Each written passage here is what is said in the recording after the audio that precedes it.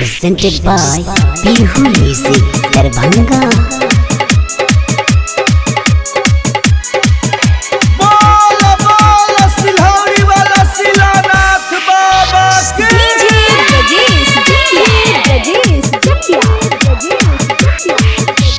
देवघर जेबै जलवा चढ़ेबै बोल बम बोल। देवघर जेबै जलवा चढ़ेबै गेरुआ कपड़ा पहिर लियो जल्दी चलो ठाकुर बामा। सोमवारी के जलवा चढ़ाई देबै यो सोमवारी के जलवा चढ़ाई देबै यो सोमवारी के जलवा चढ़ाई देबै यो। देवघर जेबै जलवा चढ़ेबै ओम नमः शिवाय।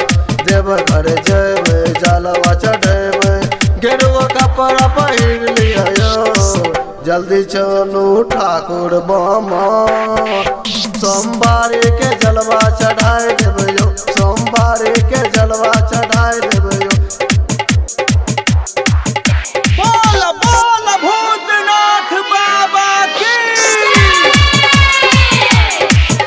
भोरनाथ बाबा की।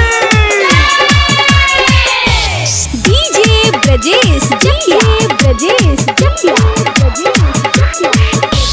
भौजी हमर गेलै नैहर किन के अनलो हम कामर लक कमर। भौजी हमर बाबा के दर्शन करते हे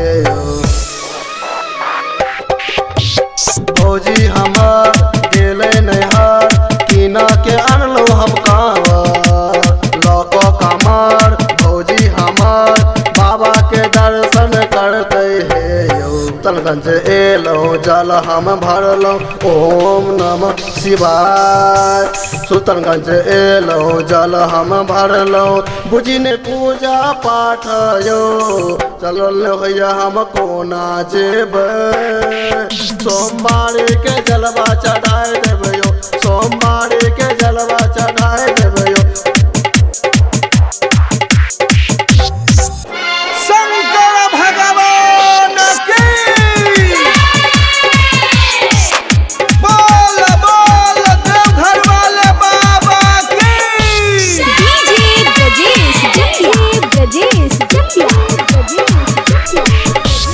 बाबा के भक्त गाजा पी के मत चले छे अपना मगन में। सुइया पहाड़ कोना करबे पार बाबा जी करता डेरा पार है यो। बाबा के भक्त गाजा पी के मत चले छे अपना मगन में। सुइया पहाड़ कोना करबे पार बाबा जी करता डेरा पार है यो। बोल बम कहियो डेग पैग करियो ओम नमः शिवाय। बोल बम कहियो डेग पैग करियो लगैया रहिया में डर यो दर्शन दियो नहीं तो प्राण हम देबै। सोमवारी के जलवा चढ़ाई देबै यो सोमवारी के जलवा चढ़ाई देबै यो सोमवारी के जलवा ढाई देबै यो।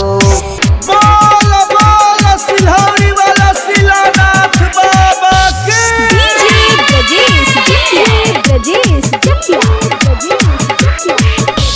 बाबा दरबार जेबै बारे बार मानबे ने कहियो हम हार।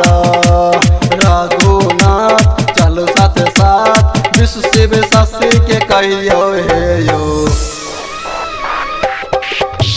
बाबा दरबार जेबै बारे बार मानबे ने कहियो हम हार। रघुनाथ चलो साथ साथ विश्व शिव शशि के कहियो हे बच्चा के आशा बाबा जुनाथ ओम नमः शिवाय। बच्चा के आशा बाबा जुनाथ कपि पर कृपा अपन करियो यो एले सावन काशी के गाना बजेबै। सोमवारी के जलवा चढ़ाई